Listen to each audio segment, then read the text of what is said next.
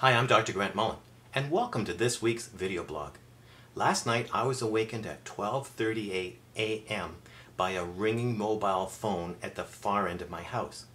Now it seemed odd to me because if my family wanted to reach me in an emergency, they'd call my house phone, which would have rung beside my bedside. So I debated for a moment if I should get up. But of course, my curiosity and the constant ringing of the phone made me jump up and race downstairs to start looking for the phone. Of course, it was dark, so I quickly found my own phone, but it wasn't ringing. So it must be Kathy's phone. And then my heart sank. Her phone was in her handbag. Her very large handbag. And likely, it was in some secret pocket that I'd never been allowed into. What chance did I have of finding the phone before it stopped ringing? Well, I followed the ringing to her bag, and I started thrusting my hand in, hoping to touch a vibrating metal object. No luck. I began emptying sections of the bag onto the counter. Still nothing. More compartments, more freight, more debris. No phone. I felt like an archaeologist going through strata, expecting to find a napkin from our wedding 27 years ago.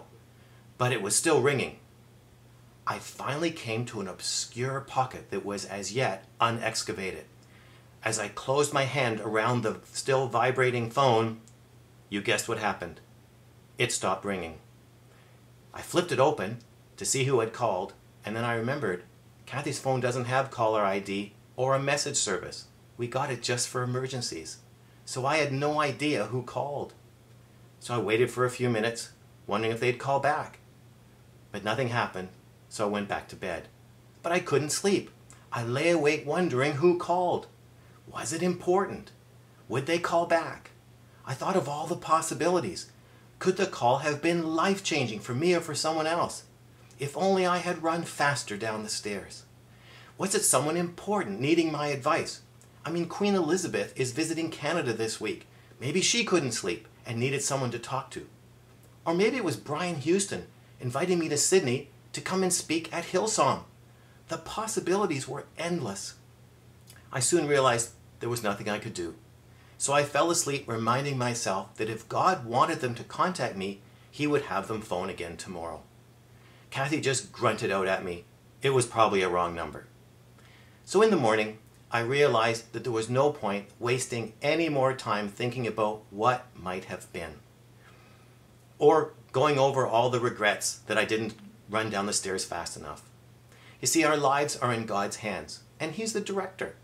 He has promised to turn all of our situations into our good. Have you beaten yourself up over missed opportunities? Are you living with regrets? If you're living a transformed life, then you must be able to hand your regrets over to God and then face the future with your hand in His. And remember, He never lets go, and He can turn any situation into your benefit. Now I want to hear from you. Have you had a situation in your life that seemed like a missed opportunity, but God turned it into good? Just leave your story in the comment section below. I'll talk to you again next week.